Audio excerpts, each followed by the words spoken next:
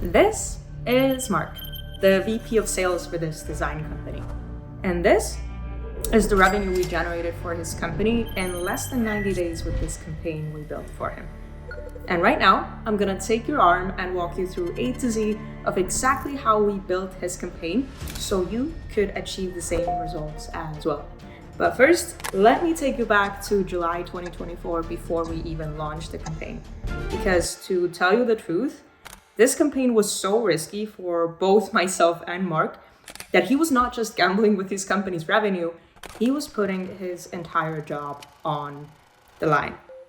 You see, by the time Mark came to us, my company Lead Overload had worked with a wide variety of different industries. In the last 3 months, we've had 30 booked appointments. Today, we actually got 2 sales. They've generated over 50 leads for me in just 4 months. From digital marketing to SaaS to staffing. But when Mark approached us, I quickly realized that there was a pretty big problem. Mark was the head of sales for an exterior and interior design company. I was thinking, interior design, exterior design. I didn't even know that there was a market for this, let alone that you could target them through cold email. What if this company and I dropped thousands into this campaign and end up losing it all? The chances of finding a market for this are 1 in 1,000. And on top of this, their peak season was Christmas time, meaning if this ended up being a disaster, Mark's company was in a race against the clock trying to recover for their peak season in less than 90 days before they would lose their chance to pivot and recover, meaning if this ended bad, Mark would end up losing his job. I knew I was taking a huge risk working with this company. One bad campaign, and it was thousands of dollars flushed down the toilet, and one unhappy client that lost his career because of this. This was the equivalent of jumping off a cliff and trying to build a plane on the way down. But something told me I could not turn this opportunity down. So, after 48 hours of locked in a box that I called an office, we prepared ourselves. We built the infrastructure and boom, launch. The next day, I checked the campaign. 4 leads. The day after, 7. A week after, 12. 2 months after, 56. By the time we had taken the campaigns down, the campaign had generated $330,423 in revenue. I was on top of the universe. So what was the trick that made this campaign with 0 cold email data perform so well in this do or die situation? This is what we're gonna break down right now, starting from step 1, which is the infrastructure. Because unless you implement the system that landed us in the primary inbox every single time, a lot of your leads are not gonna be aware that you even sent them an email, which is the equivalent of casting a fishing line to your local YMCA pool. After that, we're gonna break down how we targeted their leads. Because unless you're targeting the exact decision makers for your offer in your leads company, we're trying to sell cars to people who don't even have a license. Next, step 3, we're gonna break down the exact copy that we used. Because if you don't understand the words that you're saying in an email, you're never gonna get the 16% reply rate that we got for Mark. Last but not least, the follow-ups. Because if you don't follow up with your leads, you might as well not even send them an email in the first place because you might be reaching them at the wrong time. And if you don't follow up, you've lost them.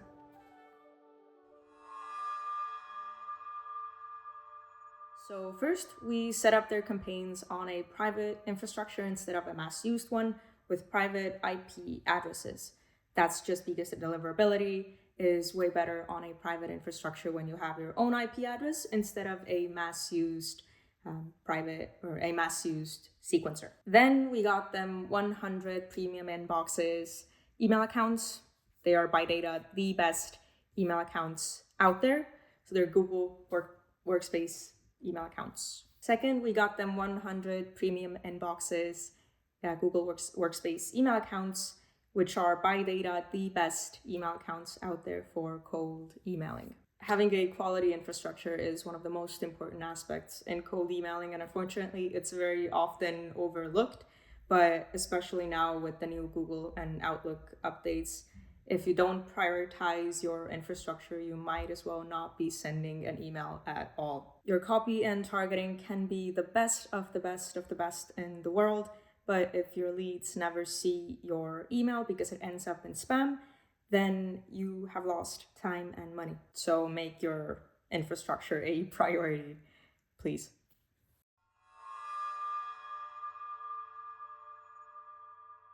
So for the industries, we were targeting quite a few. We began with spas, with resorts, ski resorts, and restaurants, and then we expanded to car dealerships and even educational institutions. Now, we target all of our leads for them in Apollo.io because we have simply found that this is the most accurate database out there. It is not perfect. This is why you always need to verify your leads as well. For the targeting, we initially were targeting CEOs and owners as well. Later on, we ended up scratching those. So we were only targeting the VPs of operation, facility managers, and events managers, director of events, and so on. Just because since they were doing design, and design is very important for events, then these are the people that you want to talk to instead of just the founder who probably founded the company and then is kind of focused on moving the needle rather than the nitty-gritty pretty things. Now for the location, we were targeting United States. Now this part here is super important. The person location and the company location both are the same usually for most of our clients. For them, the person location was in the United States, but the company location was only in selected states that they operated in, just because they are not an online service provider, which means that they physically need to go there and do the work. And since they only had their headquarters in selected states, then it didn't make sense to target just the whole United States. Now for the keywords, in Apollo, you can target companies through keywords and through industries. And this kind of depended a lot on the specific campaign that we were running for them.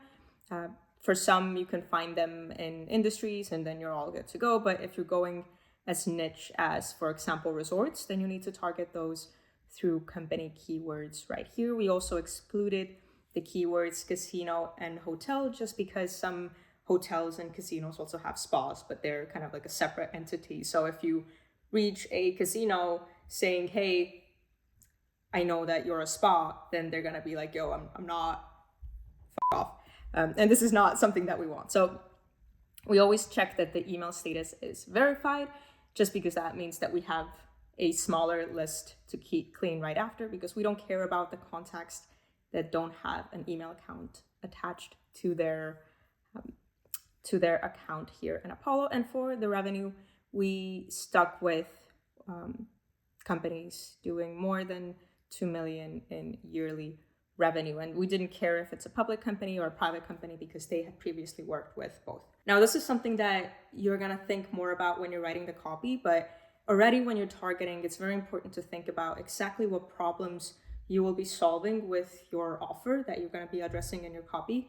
Because if you target people whose active daily pain points and the problems that they solve within the company are way different than the offer and the solution that you provide, then there's no reason for you to target these people. So for example, the example that I gave earlier, targeting CEOs and owners and founders was something that I have here in the examples, but later on, we did not actually target these people just because they don't solve the problem of making their property beautiful. So you can basically have the best infrastructure and copy and offer, but if it reaches the wrong people, then it won't matter.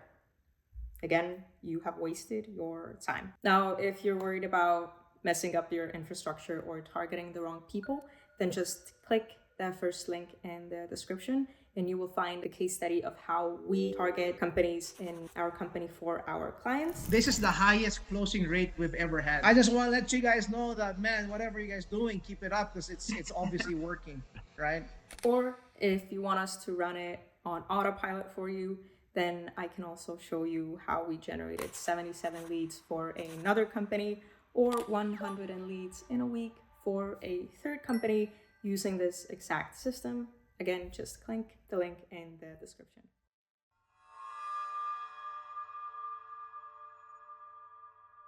So now when you're writing your copy, there are a few things that you want to think about. First of all, how direct is your copy going to be? Just because the people in different industries react differently to different things.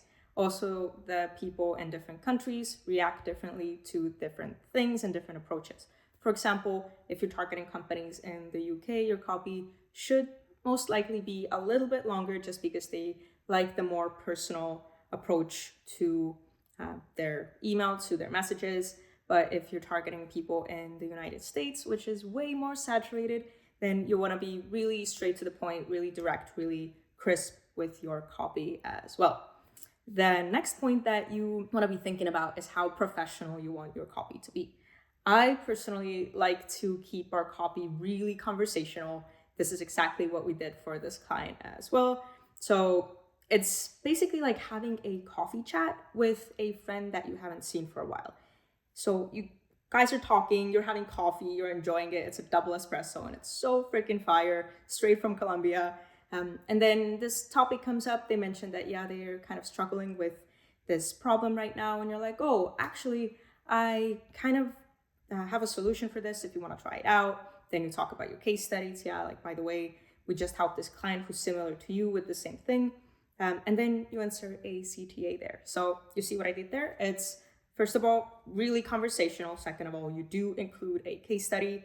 Then you include your offer, so the pitch.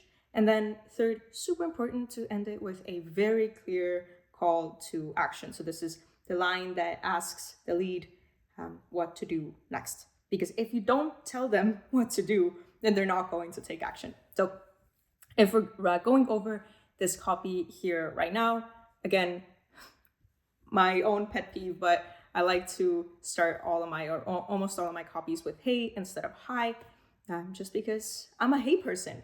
I'm a yo person. I'm a yo dude person. But for the second line, we used a kind of a compliment that, hey, I saw your property, because people usually don't get compliments about their properties via email. So this is something that kind of piques their attention and makes them read on.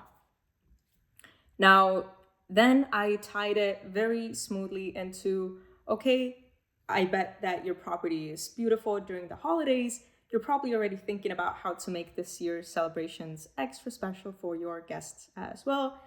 Now, kind of making them imagine, painting the picture of the perfect paradise island when they don't have the problem, when they have the solution, instead of talking about the features. This is super important. I see a lot of companies go wrong there, where they try to explain the features of their solution instead of just the outcome.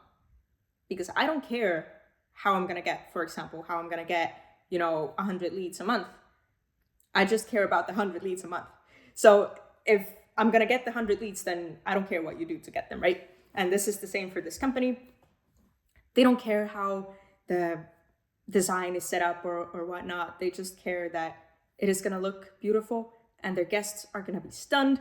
Then they're gonna go viral because everybody makes Instagram videos about this. So this is kind of the approach that I was going for here as well.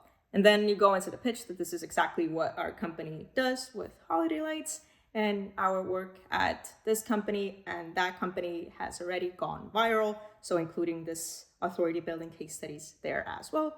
And then a very, very clear CTA, call to action. Are you open to hearing if this could suit for your company as well? So we always split test our emails as well.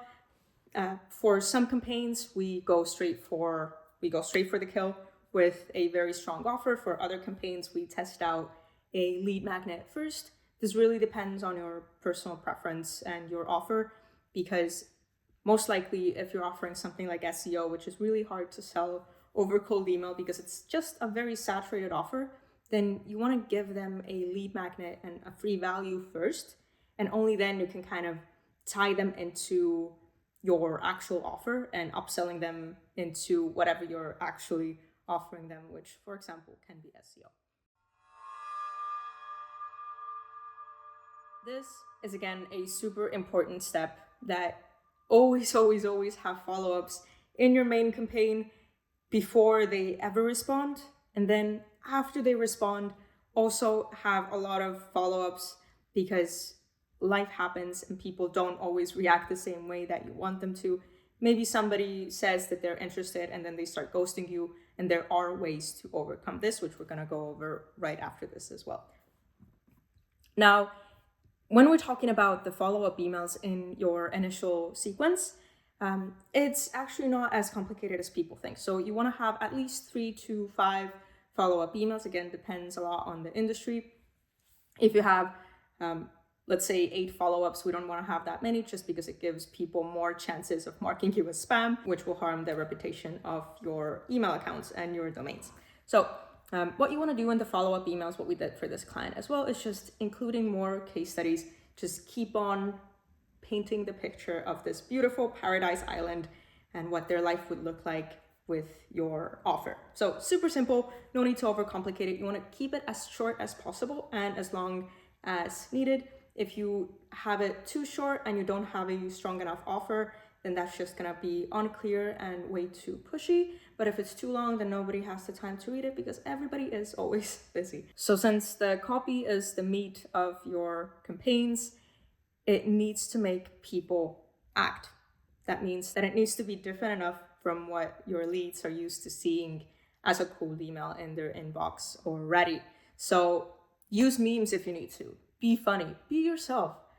Just because people are so used to seeing super professional, corporate, emotionless emails that they're honestly sick of it.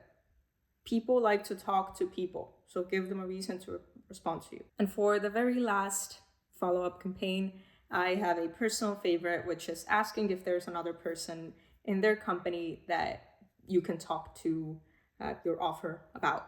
Because what this does, it gets the responsibility of your initial leads kind of like off their shoulders. So it's like, oh, okay, I can pass it on to this other person and I don't need to reply, but it also gives you a chance to perhaps talk to a more applicable person, because the roles of people and the roles of titles in different companies are different. So if a marketing manager in one company might only be doing some very specific things, then in other companies, usually smaller companies, they are responsible for pretty much everything.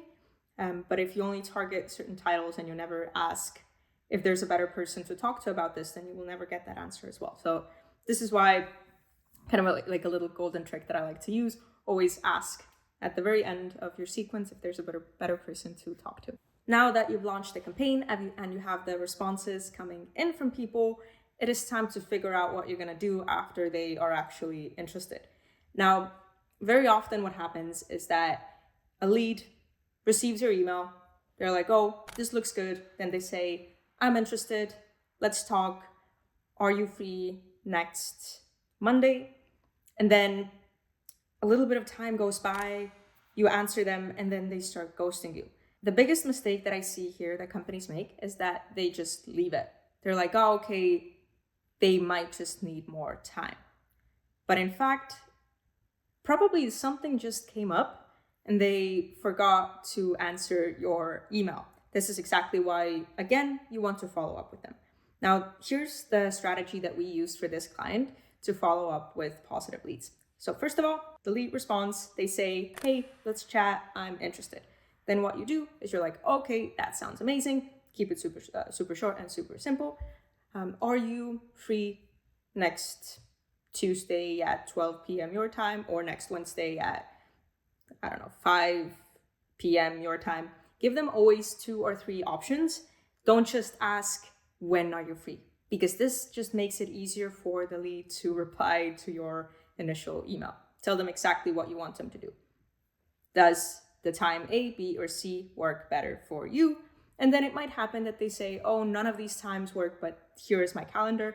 And then what you want to do, always book them in yourself. Don't send them a Calendly link or whatever calendar booking system you're using, just because that's an extra step for them to book themselves into your calendar.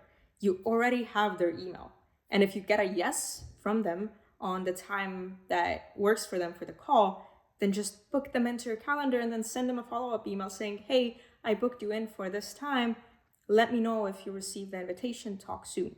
Also, what you want to do, what we did for this client as well, is try to book them in as soon as possible. So if you send an email out today and you get a response today, then book them in for tomorrow if possible. If that doesn't work, then the day after. But really try to contact them and get them on a call when they are still a warm lead.